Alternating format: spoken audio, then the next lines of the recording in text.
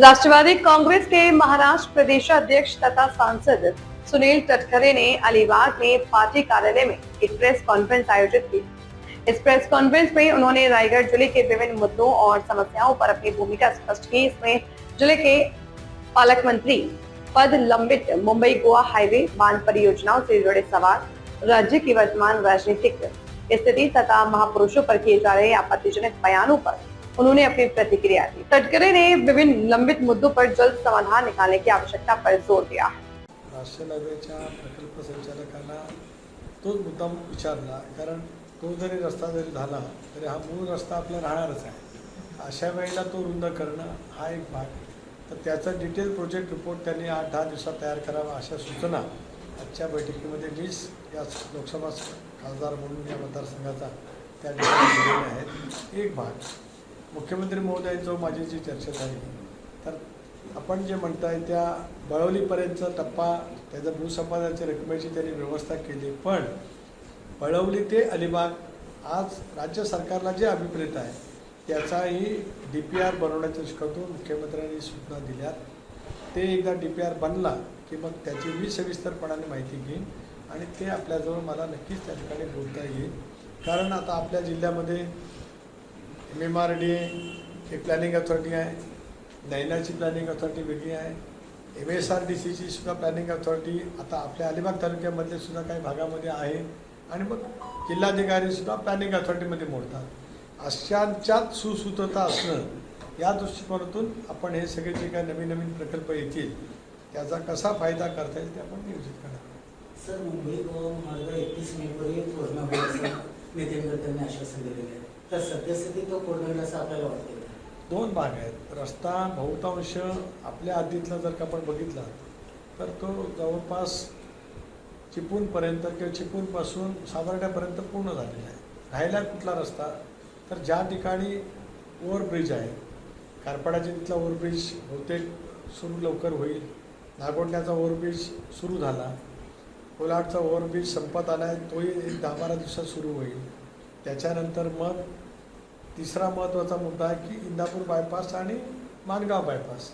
बाकीचा आपण ढालगर फाट्यावरती सुरू लागलो का तिथून थेट खेडपर्यंत किंवा चिपळूणपर्यंत रस्ता पूर्ण झाला आहे। त्याच्यामुळे रस्ता अपूर्ण असं जे काय म्हटलं जातं त्याच्याशी मी सहमत का नाही, तर रस्ता 90% पूर्ण झाला आहे। बायपासचं काम राहिलं, त्याची कारणं त्याच्यावरती चर्चा झाली। त्याच्यातल्या मी गेल्या 2 महिन्यामध्ये 3 बैठका घेतल्या, फॉरेस्ट, कोकण रेल्वे, त्याच्यानंतर इलेक्ट्रिफिकेशनची मोठी लाईन गेलेली म्हणून ट्रान्समिशन, अशा अनेक बैठकी घेऊन मार्ग काढला आहे। तेही काम शीघ्रगतीने सुरू आहे। त्यामुळे 31 मे पूर्वी सगळा रस्ता म्हणजे बायपास खेरीज सगळा रस्ता 100% पूर्ण होईल। सर, अलिबाग तालुक्यातल्या उमटे धरणावर 47 गावात 33 आदिवासी वाड्या अवलंबून आहेत। सध्या पाणी टंचाईचा प्रश्न आहे, गाळ उपसा गेले कित्येक वर्ष झालेला नाही आहे, काय सांगाल? अजितदादांच्या त्यावेळेला निधी आपण उपलब्ध केला होता, परंतु उमटे धरण हे अतुल्यसाहेब जिल्ह्याचे पालकमंत्री असताना त्या कालावधीमध्ये केलं ज्याला नारायणराव भगत साहेब या मतदारसंघाचं नेतृत्व करत होते। मधल्या कालावधीमध्ये आपण जे महत्त्वाचं दुसरं धरण आहे आपलं सांबरकोंड, मी जलसंपदा मंत्री असताना ते गती दिली गेली होती।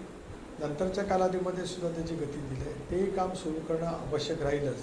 पण त्याचबरोबर ती जुनं जे धरण आहे त्याचा गाळ काढण्यासाठी आता एक प्रस्ताव तयार करण्याच्या अर्थीमध्ये जिल्हा परिषद आम्ही सूचना दिल्या, त्याला कमीत कमी 5 कोटी रुपयेचा निधी लागेल, तर तो टंचाईमधून किंवा कशातून उपलब्ध करायचा त्याची चर्चा मुख्यमंत्र्यांजवळ करतो।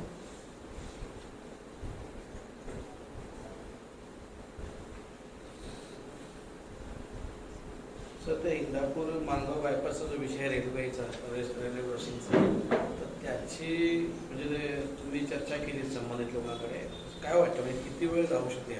त्याची चर्चा आत्ता नाही झाली, त्याची चर्चा गेल्या 2 महिन्यात कमीत कमी 3 बैठका मी घेतल्या। त्याच्यातल्या बऱ्यापैकी NOC जी कोकण रेल्वेची होती ती मिळाली, त्याच्यावरती गर्डर ठेवत असतानाच तिथे जे ब्रिज आहे, रेल्वेसुद्धा आता आपला दुहेरी मार्ग झाला आहे, रत्नागिरीपर्यंत कोलाड ते रत्नागिरी कोकण रेल्वेचा मार्ग डबल ट्रॅक झाला आहे, इलेक्ट्रिफिकेशन पूर्ण झालं आहे।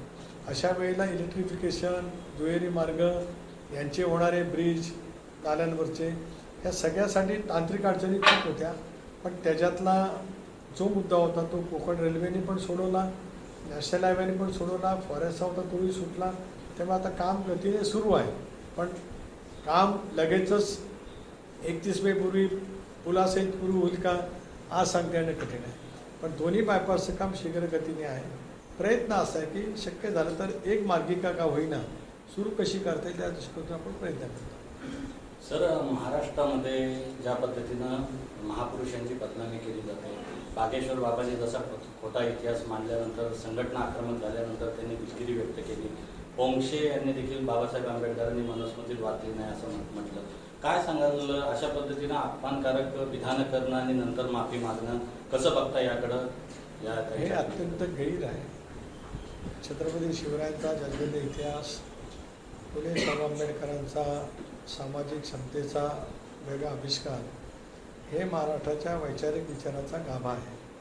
अशा वेळेला महापुरुषांच्या संदर्भामध्ये वक्तव्य करताना ते स्वतःला तथाकथित सुविध समजतात किंवा काही वेळेला नसलेले सुद्धा बेलगामपणाने बोलत असतात, हे निषेधार्ह आहे.